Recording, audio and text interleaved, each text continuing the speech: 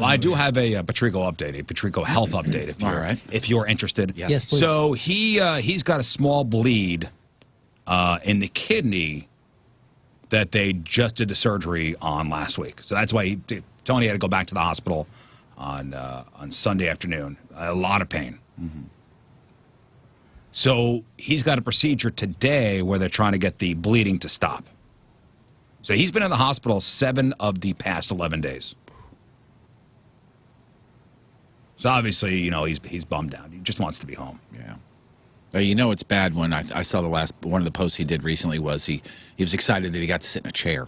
Yeah. Yeah, he texted me yesterday. Man. Guess who's sitting in a chair? Yeah. Little victory. You are? Mm-hmm. Were you right? He said he woke up this morning and realized he was still in the hospital and he had like kind of a mini breakdown. But I said, keep your spirits up, man. Yeah, that's all you can do. Yeah. I texted yesterday. I said, at least you're not dead. Wow. Right? And I thought I was the harsh one. You actually texted that? You're supposed to avoid these types of things. Why? Well, I don't know. Remember when I was congratulating people for losing elderly relatives? I said, at least you're not dead. He's not dead. I said, this is, I know it's a cliche thing to say. I said, this too shall pass. Mm-hmm. Yeah, I said that too. So get through this, and it's all recovery from here. Yes, that's all good, but and right in line with we'll say bedside manner. But can you imagine a doctor walking in going, "Oh, hey, you're alive"? And you go, "Yeah, thanks, doc." What are you doing here? You're still alive? Hey, well, that's good news. You're breathing. I guess it worked. Let me see your chart. Oh, you're still alive, huh? Well, it says here that yes, you are in fact. I was trying to make him laugh. Did he tell you about this part of his procedure? Because I'm sure he probably told you that too, right? Yes, he's got stitches. Whoa! He's No got way stitches, in his in britches. dong. Yeah. Wow, that's interesting. Yeah, he got dong stitches, which he said, I guess, will dissolve eventually. Can I see? One would think dong stitches would dissolve. Because once you put them in, I don't want you going back there. No. Let's just let them ride. Let's ride it out. Well, the good news is he's able to get multiple ones on it instead of just one. Yeah. Be a bummer. How many stitches you get on there, Doc? You're going to need stitches, or maybe 2. Anybody ever done half a stitch? That's pretty See, good. when I said, at least you're not dead, I was trying to make him laugh. Right. Yeah, I did that. Because I said, do you have your iPad with you? You got to watch a comedy or something. Like, put on something funny. But he said today, here's what they're planning on doing today to Tony. He said very minimally invasive. Again, they're trying to stop the bleed on his kidney. He says he's not even going to recognize that they did anything after a couple of days once the puncture site is healed up. So they get access to his right femoral artery through the groin and will go in with a catheter and wire that'll go up through the aorta and go into the renal artery where they will inject contrast under live x-ray and see if there's any contrast leaking outside of the arteries. Phenomenal.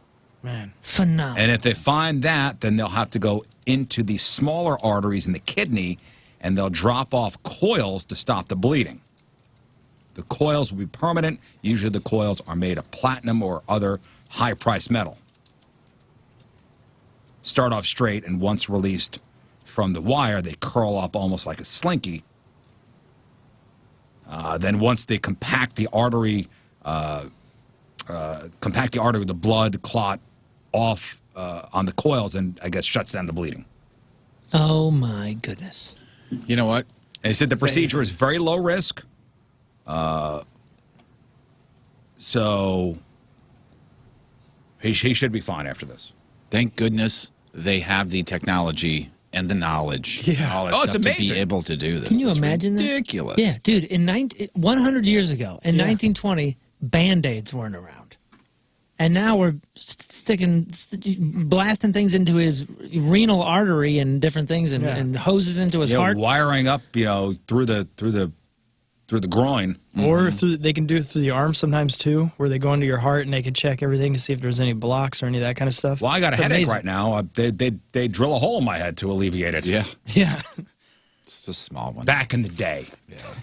Yeah, at the barbershop. Now they just have a good close friend and coworker slap you around. That's which helps. You'll be fine. So We've talked about the shape of his scar before, and our friend who's from Canada, comedian Ian Bagg, he, I guess, texted with Tony yesterday, and Tony sent him a picture of his scar, and he said he thanked him for getting the V from Vancouver etched into his body. yeah, he's got two. It looks like a V on his chest.